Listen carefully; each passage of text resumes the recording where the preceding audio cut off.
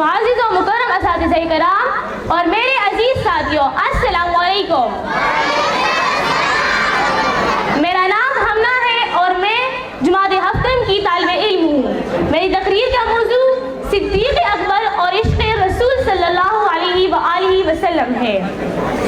جانشین سید ابرار کی باتیں کرے، مصطفیٰ کی پہلے پہلے پیار کی باتیں کرے، جن کی نظروں میں ہمیشہ جلوے جانا رہا، عاشقوں کے قافلے سالار کی باتیں کرے۔ صدر علی وقار حضرت ابوبکر صدیق رضی اللہ عنہ بنی الانسان میں سے ان چند برگزیدہ اور خوش نصیب ترین افراد میں سے تھے جنہیں نہ صرف خیر البشر سید الاولین و آخرین خاتم الانبیاء و مرسلین حضرت محمد صلی اللہ علیہ وآلہ وسلم کی ذات سے قصب فیض سیکھنے کا موقع نصیب ہوا، بلکہ آپ رضی اللہ تعالیٰ عنہ ان خوش قسمت افراد میں بھی شامل تھے جنہیں دنیا میں ہی جنت کی خوشخبری سنا دی۔ امیر المومنی ہے آپ، امام المسلمی ہے آپ، امیر المومنی ہے آپ، امام المسلمی ہے آپ، نبی نے جنتی جن کو کہا صدیق اکبر ہے۔ صدر علی وقار، اگر ہم صدیق اکبر کی زندگی پر نظر ڈالیں تو آپ کی زندگی عشق رسول کا مرقع نظر آتی ہے۔ ہجرت مدینہ کے اس یادگار سفر میں ابو بکر نے جس طرح رحمت العالمین کی خدمت و پاسبانی کا فریضہ سر انجام دیا، یقیناً وہ تاریخ اسلام کا ایک ناقابل فراموش باب ہے۔ شب ہجرت بتا جو ہم سفر محبوب داور کا، شب ہجرت بتا جو ہم سفر محبوب داور کا، وہی باعث بنا سرکار کے محراب و منبر کا۔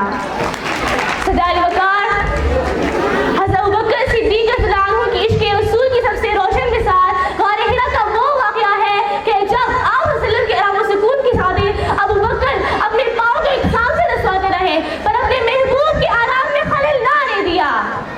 جو یار غار محبوب خدا صدیق اکبر ہے، وہی یار مزار مصطفیٰ صدیق اکبر ہے۔ ایک مرتبہ صحابہ کرام رضی اللہ عنہم حضور صلی اللہ علیہ وسلم کی خدمت میں حاضر ہو کر اپنے پسندیدہ اعمال و عبادات پیش کر رہے تھے کہ صدیق اکبر نے فرمایا، آنکھیں میری چہرہ آپ کا، مال میرا حکم آپ کا، بیٹی میری حرم آپ کا۔ اور خوش نصیبی دیکھیے کہ اللہ تعالیٰ نے ان کی تینوں خواہشات کو مکمل فرمایا۔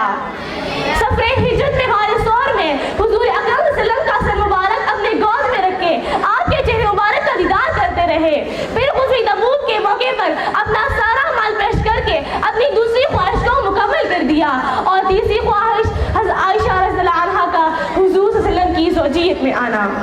یقیناً منبع خوف خدا صدیق اکبر ہے، یقیناً منبع خوف خدا صدیق اکبر ہے، حقیقی عاشق خیر البرا صدیق اکبر ہے۔